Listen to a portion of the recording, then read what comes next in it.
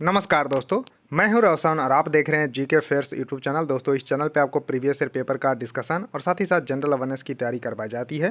तो आप लोग जरूर इस चैनल को सब्सक्राइब करके बेल आइकन को प्रेस रखिए। हम डिस्कस कर रहे हैं डीएफसी साल के क्वेश्चन पेपर को, जो कि एग्जीक्यूटिव इलेक्ट्रिकल का पेपर है। 25 अगस्त 2023 को सेकंड शिफ्ट में क्वेश्चन पूछा गया था। इसमें जनरल अवेयरनेस के जितने भी प्रश्न पूछे गए थे सभी को हम डिस्कस यहाँ पर कर लेंगे।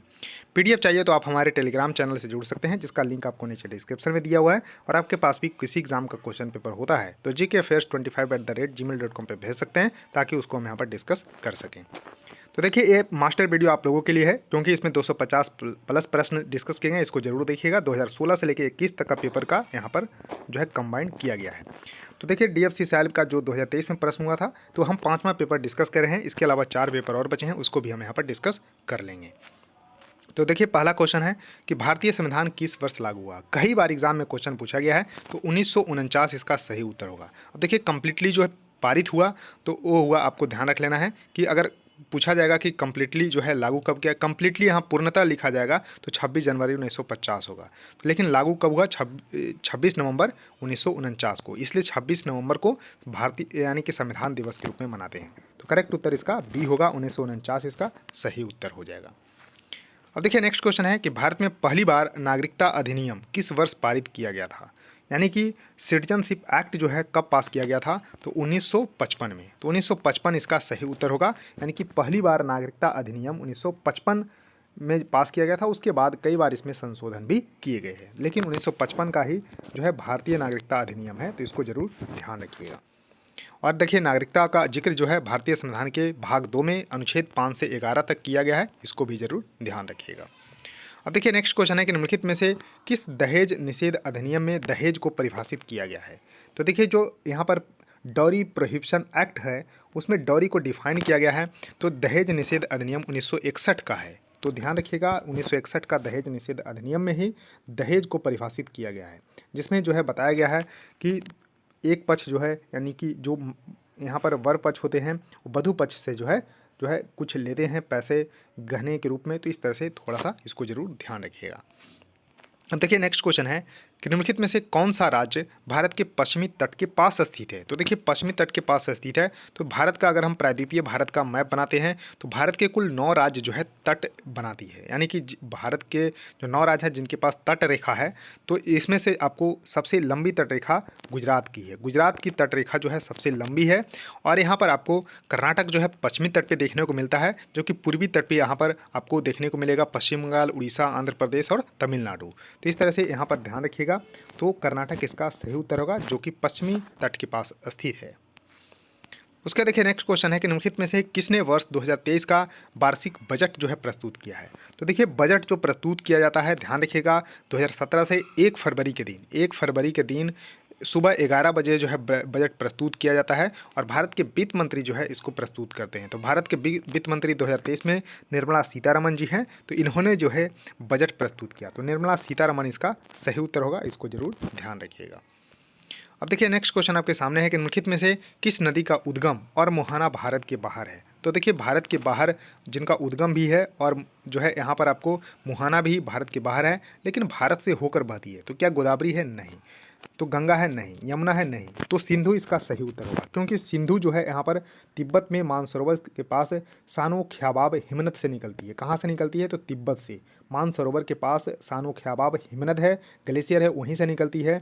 और भारत से बहती हुई ये जो है पाकिस्तान में होते हुए जो है यहाँ पर अरब सागर में गिरती है। तो कुल लंबाई इसकी 2880 किलोमीटर है। ध्यान रखिएगा, 2880 किलोमीटर है, लेकिन भारत में 1114 किलोमीटर ही बहती है। इसको जरूर ध्यान रखिएगा। अब मैप में थोड़ा सा देख लीजिए। तो यह है भारत का मैप। तो यहाँ पर जो है तिब्बत से निकलती है और भारत से होते हुए यहाँ पर जो है इंडस रिवर जो है पाकिस्तान में अरब सागर में गिरती है। और इसके मुख्य जो है सहायक नदी है झेलम, चेनाब, रावी, ब्यास और सतलज। झेलम, चेनाब, रावी, ब्यास और सतलज इसके जो है प्रमुख जो है सहायक नदियाँ हैं। उसके देखिए, नेक्स्ट क्वेश्चन है कि क्रिकेट एशिया कप जो है टूर्नामेंट में कितनी टीमें शामिल थी। तो 6 टीमें शामिल थी। इसका आयोजन श्रीलंका और पाकिस्तान में किया गया और भारत इसका विजेता रहा। भारत ने फाइनल में जो है श्रीलंका को हराकर जो है खिताब अपना जीत लिया है। तो 6 टीमें जो है कुल हिस्सा ली थी। तो एशिया की टीमें थी। तो इसको जरूर ध्यान रखिएगा। अब देखिए नेक्स्ट क्वेश्चन है कि शिशुओं के लिए कौन सा भोजन सबसे अच्छा और संपूर्ण भोजन माना जाता है? तो किसके लिए? तो शिशु के लिए यानी कि बेबीज़ के लिए। तो दूध इसका सही उत्तर होगा। और अगर हम अगर 6 माह तक की अगर हम बच्चों की बात करते हैं तो उसके लिए माँ का गाढ़ा पीला दूध जो है यहाँ पर बहुत ही महत्वपूर्ण माना जाता है, तो इसको ज़रूर ध्यान रखिएगा। तो वैसे भी शिशुओं के लिए दूध जो है यहाँ पर प्रमुख आहार के रूप में माना जाता है। उसका देखिए नेक्स्ट क्वेश्चन है कि आर्य समाज की स्थापना किसने की? तो देखिए ब्रह्म समाज की स्थापना जहां राजा राम मोहन राय ने की, कब? 1828 ईस्वी में। वहीं पर आर्य समाज की स्थापना स्वामी दयानंद सरस्वती जी ने की, कब? 1875 में। तो ध्यान रखिएगा 1875 में स्वामी दयानंद सरस्वती जी के द्वारा आर्य समाज की स्थापना, 1828 में राजा राम मोहन राय के द्वारा ब्रह्म समाज की स्थापना की गई थी। उसके देखिए नेक्स्ट क्वेश्चन है कि जून 2023 तक उपलब्ध जानकारी के आधार पर भारत की शास्त्रीय भाषा की श्रेणी में शामिल होने वाले अंतिम भाषा। तो देखिए भारत की जो शास्त्रीय भाषा है उसमें कुल 6 भाषा को शामिल किया गया है। सबसे पहला 2004 में शामिल किया गया था तमिल को शामिल किया गया था, और 2014 में उड़िया को शामिल किया गया। तो करेक्ट उत्तर इसका बी सही होगा, इसको जरूर ध्यान रख लीजिएगा। करेक्ट उत्तर इसका बी होगा। अब देखिए कब कब जो है शास्त्रीय भाषा को शामिल किया गया, तो एक बार देख लीजिए। तो देखिए सबसे पहले तमिल को 2004 में, फिर संस्कृत को 2005 में, फिर तेलुगु और कन्नड़ यानी कि टीके को शामिल किया गया 2008 में, मलयालम को 2013 में, और उड़िया को शामिल किया गया 2014 में। अब देखिए भारतीय जनगणना के इतिहास में किस वर्ष को महान विभाजन का वर्ष माना जाता है? क्योंकि इसमें जो है फेमाइन हुआ था, यहाँ पर बहुत सारे जो है नरसंहार हुए, मौतें हुई कुछ प्लेग के कारण। तो इस वजह से जो है 1911 से लेके 21 वाला जो सेंसस था, यानी कि 1921 का जो सेंसस था, यानी कि भारतीय जनगणना था, उसमें जो है महान विभाजन यानी कि जो है जनसंख्या बढ़ने के बजाय जनसंख्या गिर गई थी भारत की। तो इस तरह से ध्यान रखिएगा। तो यही एक जो है जनगणना रहा जहां भारत की जनसंख्या जो है निगेटिव में रही थी। तो 1921 का जो है जनगणना इसका सही उत्तर होगा। करेक्ट उत्तर इसका ये सही होगा, इसको जरूर ध्यान रखिएगा। अब देखिए नेक्स्ट क्वेश्चन आपके सामने है कि निम्नलिखित में से किस शहर को COP 28 शिखर सम्मेलन के आयोजन स्थल के रूप में चुन लिया गया है? तो देखिए यहाँ पर UNFCCC के द्वारा कॉप का आयोजन यानी कि कॉन्फ्रेंस ऑफ पार्टीज़ का आयोजन किया जाता है। तो कॉन्फ्रेंस ऑफ पार्टीज़ का आयोजन 2023 वाला यानी कि COP 28 का दुबई में आयोजन इसका किया जाना है। तो करेक्ट उत्तर इसका सी होगा, दुबई में आयोजन इसका किया गया। तो इसको ज़रूर ध्यान रख लीजिएगा। और दुबई में यहाँ पर आपको यानी कहाँ पर है, तो UAE में। तो अगर UAE भी पूछा जाए तो भी सही होगा।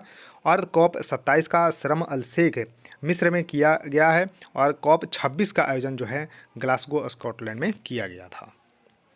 उसका देखिए नेक्स्ट क्वेश्चन है कि किसी विशेष धर्म के प्रचार के लिए करों के भुगतान के संबंध में स्वतंत्रता, यानी कि किसी विशेष धर्म का अगर आप प्रचार करते हैं तो करों के भुगतान के संबंध में स्वतंत्रता दी गई है। तो यह प्रावधान भारतीय संविधान के अनुच्छेद 27 में जिक्र किया गया है। यानी कि जो 25 से यहाँ पर 28 तक जो है 25 से 28 तक जो है यहाँ पर आपको जो धार्मिक स्वतंत्रता का अधिकार है, उसी में अनुच्छेद 27 जो है जिसमें विशेष धर्म के प्रचार के लिए करों के भुगतान में स्वतंत्रता दी गई है। तो यह अनुच्छेद 27 में इसका जिक्र किया गया है। इसको आपको जो है फंडामेंटल राइट यानी कि मौलिक अधिकार के रूप में इसका जिक्र किया गया है। उसका देखिए नेक्स्ट क्वेश्चन है कि निम्नलिखित में से किस पोषक तत्व को सुरक्षात्मक भोजन के रूप में भी जाना जाता है? तो देखिए जो ऊर्जा प्रदान करती है वो तो कार्बोहाइड्रेट है, लेकिन जो सुरक्षा प्रदान करती है यानी कि सुरक्षात्मक भोजन के रूप में जाना जाता है वो है मिनरल्स यानी कि खनिज पदार्थ। इसका सही उत्तर होगा। तो करेक्ट उत्तर इसका बी सही हो जाएगा। उसका देखिए नेक्स्ट क्वेश्चन है कि छठ पूजा का त्यौहार मुख्य रूप से निम्नलिखित में से किस राज्य में मनाया जाता है? तो देखिए छठ पूजा का बहुत ही जो है मार्मिक यानी महत्व है। तो बिहार राज्य में, बिहार राज्य का प्रमुख त्यौहार है जो जहाँ पर सूर्य भगवान की पूजा की जाती है। तो सूर्य भगवान की पूजा की जाती है। तो सूर्य भगवान की पूजा सायंकाल और सुबह यानी कि उगते हुए सूर्य और डूबते हुए सूर्य और उगते हुए सूर्य का यहाँ पर पूजा किया जाता है। और नदियों का भी महत्व है। तो बिहार इसका सही उत्तर होगा, जो कि कार्तिक महीने में इसका आयोजन किया जाता है। तो इसको जरूर ध्यान रखिएगा। तो करेक्ट उत्तर इसका डी, बिहार इसका सही उत्तर होगा। अब देखिए इस वीडियो में इतना ही, क्योंकि 15 प्रश्न पूछे गए थे, सभी को हमने एक एक करके डिस्कस कर लिया है। तो बस वीडियो को लाइक कर दीजिए और यहाँ पर शेयर कर दीजिए अपने दोस्तों के साथ, और चैनल को भी सब्सक्राइब कर लीजिए। सो थैंक यू दोस्तों, इस वीडियो में इतना ही, धन्यवाद।